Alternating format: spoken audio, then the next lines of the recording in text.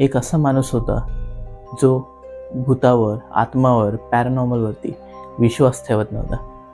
पण एक अशा गोष्टीने जी अमेरिकेमध्ये त्यासोबत घडली होती, त्यामुळे त्याचा पूर्ण पर्स्पेक्टिव्ह बदलून गेला आणि तो पॅरानॉर्मल इन्व्हेस्टिगेटर झाला. ही कहाणी आहे गौरव तिवारी याची. मी आहे स्वयं आणि तुम्ही बघत आहात घरच्या घरात. आणि आज आपण ऐकणार आहोत गौरव तिवारीचा पहिला पॅरानॉर्मल अनुभव. चला सुरू करूया. गौरव तिवारी एक नॉर्मल इंडियन मुलगा होता, ज्याचं स्वप्न होतं की त्याला पायलट बनायचं होतं. असं बघायला गेलं तर गौरव तिवारीला हे भूत पिसाच, पॅरानॉर्मल या गोष्टीवरती फारसा काही विश्वास नव्हता. त्याला मोस्टली हे सगळं अंधश्रद्धा वाटत होते. तसंच त्यांनी खूप मेहनत केली पायलट ट्रेनिंगसाठी आणि त्याला फ्लॉरिडा इथे US मध्ये पायलट ट्रेनिंग याच्यासाठी त्याचा सिलेक्शन झालं. तो नंतर तिथेच गेला शिक्षणासाठी पुढे आणि तो US मध्ये त्याच्या काही फ्रेंड्ससोबत तिकडच्याच अपार्टमेंटमध्ये राहत होता. जसा तो त्याच्या रूममेट्ससोबत एका रूममध्ये अपार्टमेंटमध्ये शिफ्ट झाला, तेव्हा सुरुवातीचे काही दिवस तर चांगले गेले. मग एके दिवशी त्याचे जे रूममेट्स होते ते काही कारणास्तव बाहेर गेले होते आणि यावेळी गौरव एकटा घरी होता आणि रात्रीची वेळ झाली होती. सगळं आवरून तो झोपायला गेला. तेव्हा त्याला अचानक मध्यरात्री चालण्याचे आवाज यायला लागले. पण आता घरी तर बघायला गेलं तर कोण नव्हतं. मग हे आवाज कसले? आणि US अपार्टमेंटमध्ये ॲटिक असतात, जिथे तुम्ही सामान स्टोअर करू शकतो. तर त्या ठिकाणी त्या दरवाजाचेही आवाज यायला लागले. मग या ठिकाणी गौरव घाबरला नाही. आता या ठिकाणी दुसरा कोण असता तर तो थोडा घाबरला तरी असता. बट गौरवचं पहिल्यापासून क्लिअर होतं की त्याला पॅरानॉर्मल, भूत ह्यांची एवढा कधी विश्वास बसलाच नव्हता. त्यांनी यामागे काही लॉजिकल रिझन असेल असा विचार करून तो उठला तिकडून आणि तो ती गोष्ट बघायला पुढे गेला. तर तो उठून त्या अपार्टमेंटमध्ये सगळीकडे फिरायला लागला बघण्यासाठी की एक्झॅक्टली कसला आवाज येतं. तो हॉलमध्ये गेला, तिकडे चेक केलं त्याने. नंतर तो किचनमध्ये गेला, किचनमध्ये पण काही नव्हतं. तो ॲटिकच्या इथे पण गेलं, जिथे त्या डोअरचा आवाज येत होता तिथे पण सगळं नॉर्मलीच होतं. मग त्याला नक्की समजलं नाही की हे आवाज येत कुठून होतं. तसं बघायला गेलं तर तो कुठे ना कुठे थोडा तर घाबरला होता की अशा परिस्थितीमध्ये तो एकटा आणि हे सगळे आवाज आहे ना. पण त्याच्यामध्ये क्युरियोसिटी जास्त होती. त्याला नक्की जाणून घ्यायचं होतं की हे नक्की कसला आवाज येतोय.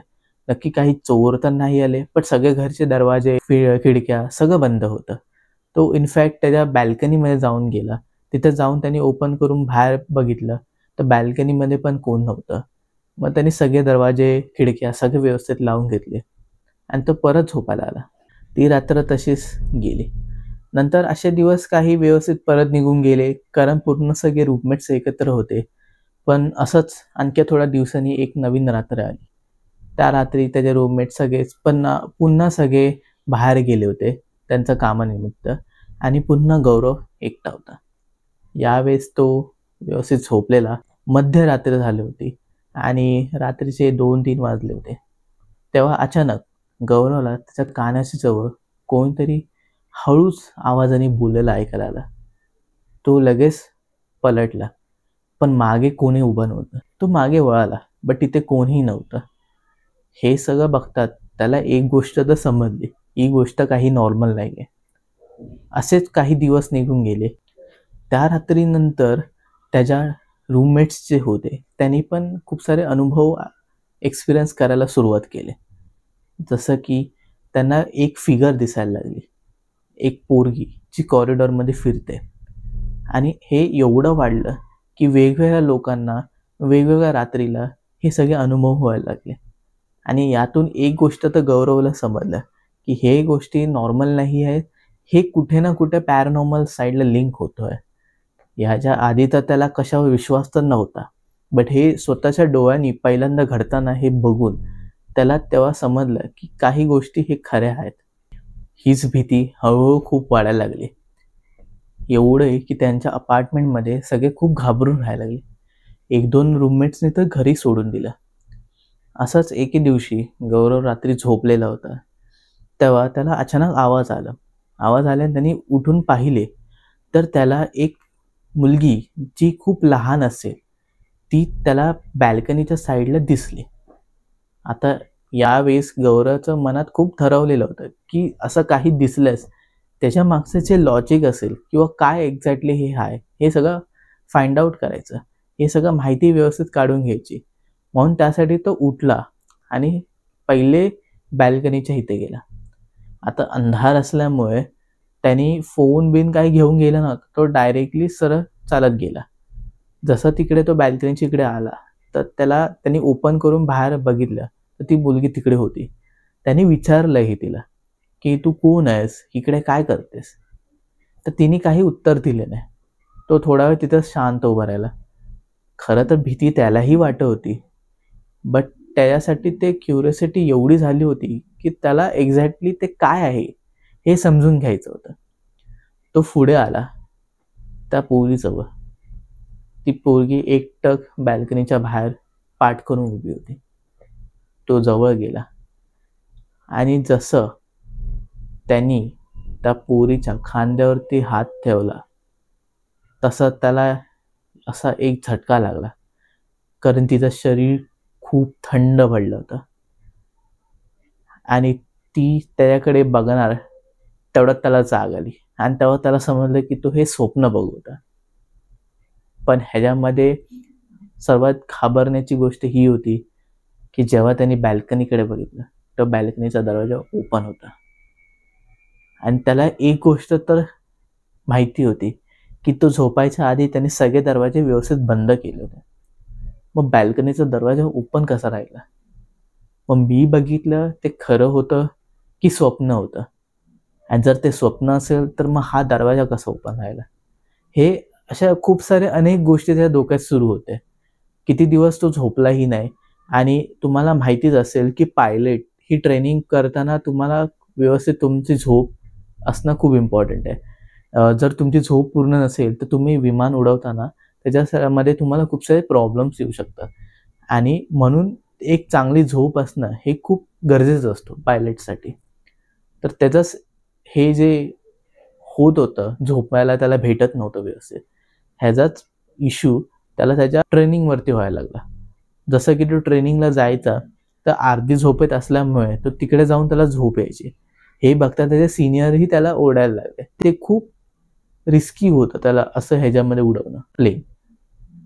मग यामुळे त्याचं न लक्ष इथे लागत होतं न लक्ष तिकडे लागत होतं.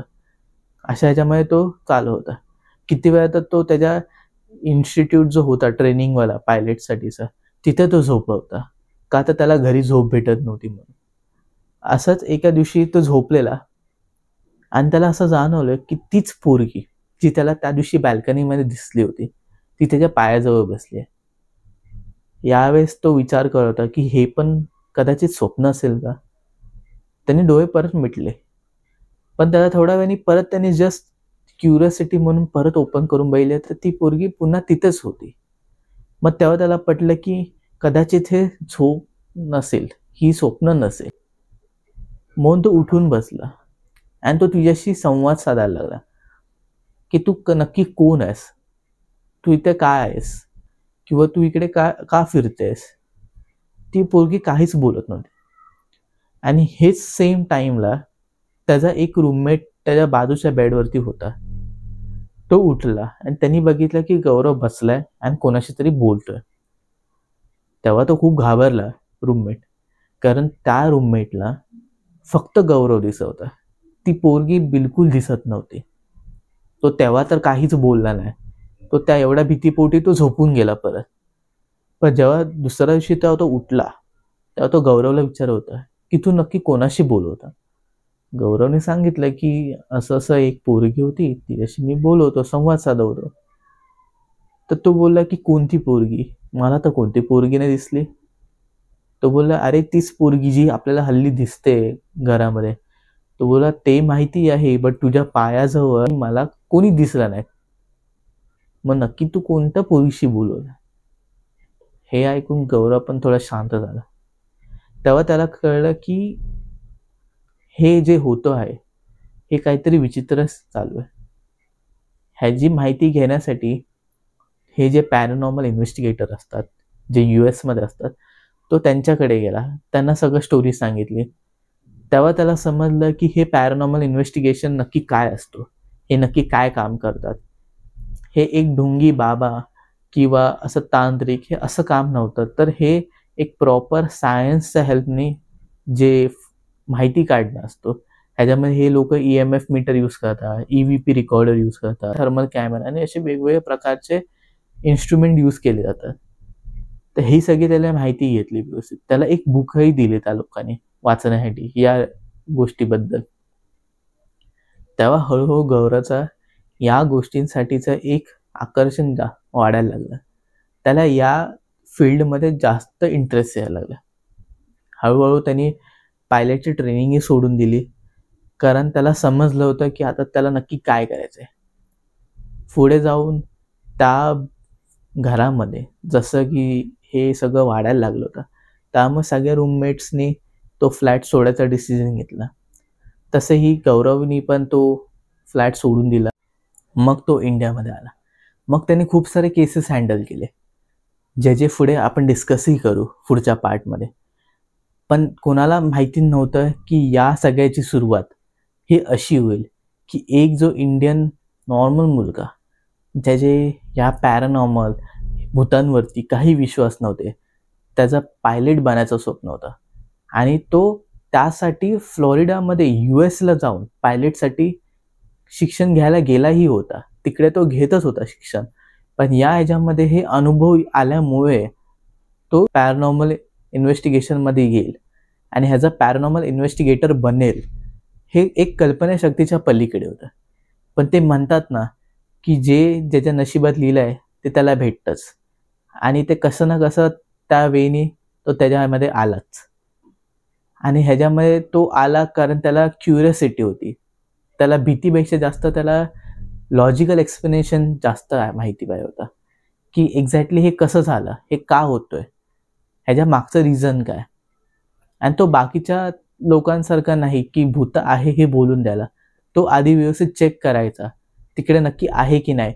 जर तिकडे काहीच नसेल तर तो क्लिअरली सांगायचा की इकडे भूत नाही आहेत. हे एकतर भास होतात आहे किंवा ह्याच्या मागचं काही वेगळं कारण असेल तर तो ते सांगायचा. बट जिथे खरंच असतील तर तिकडे तो प्रूफ द्यायचा त्याच्या फिजिकल जे डिव्हाइसेस होते त्याच्या थ्रू. यामुळे तो खूप फेमसही झाला, कारण तो भारतातला आपला पहिला पॅरानॉर्मल इन्व्हेस्टिगेटर होता. पण भारतात यायच्या आधी त्यांनी US राहूनच ते पॅरानॉर्मल इन्व्हेस्टिगेटर होते त्यांच्या थ्रूने सगळं व्यवस्थित शिकून घेतलं. त्यांनी त्याचं पूर्ण शिक्षण त्यामध्ये कंप्लीट केलं की हे कसं केलं जातं, पॅरानॉर्मल इन्व्हेस्टिगेशन नक्की काय असतो, कसं करतात, कोणते कोणते इन्स्ट्रुमेंट यूज करतात, त्याच्या मागचं सायन्स काय, हे सगळं समजून घेतलं. आणि हेच आपल्याला आज कळलं की जो मुलगा जो पायलट बनायच्या मार्गात होता, त्याचं इकडे ॲज अ पॅरानॉर्मल इन्व्हेस्टिगेटर म्हणून त्याची प्रवास कसा सुरू झाला, हे या अनुभवामधून आपल्याला समजलं. आणि हा गौरव तिवारीच्या आयुष्यातला पहिला हॉन्टेड अनुभव होता, पॅरानॉर्मल अनुभव होता, की ज्यामुळे त्यांनी त्याचा पायलट बनायचं डिसिजन सोडून तो पॅरानॉर्मल इन्व्हेस्टिगेटर या फील्डमध्ये आला. आणि जसं तो इंडियामध्ये आला त्यांनी इंडियन पॅरानॉर्मल सोसायटी हे फाउंड केलं. ही एक टीम होती त्याची IPS टीम म्हणून. आणि या टीमसोबत तो मिळून भारतातल्या वेगवेगळ्या हॉन्टेड लोकेशन्स आणि ज्यांना पण भूतांचे त्रास किंवा काही घडताना जाणवत होते त्या ठिकाणी जाऊन तो ते केसेस सॉल्व्ह करत आहे. त्याने खूप सारे केसेस सॉल्व्ह केले आत्तापर्यंत. तर हेच केसेस आपण पुढच्या एपिसोडमध्ये डिस्कस करू. आणि नेक्स्ट व्हिडिओ जो असेल तो गौरव तिवारीचा पहिला केस असेल, तर त्यावरून आपण बोलू. आणि आजचा व्हिडिओ हेच होता की त्याचा पहिला अनुभव की ज्यामुळे तो या ह्याच्यामध्ये आला फील्डमध्ये.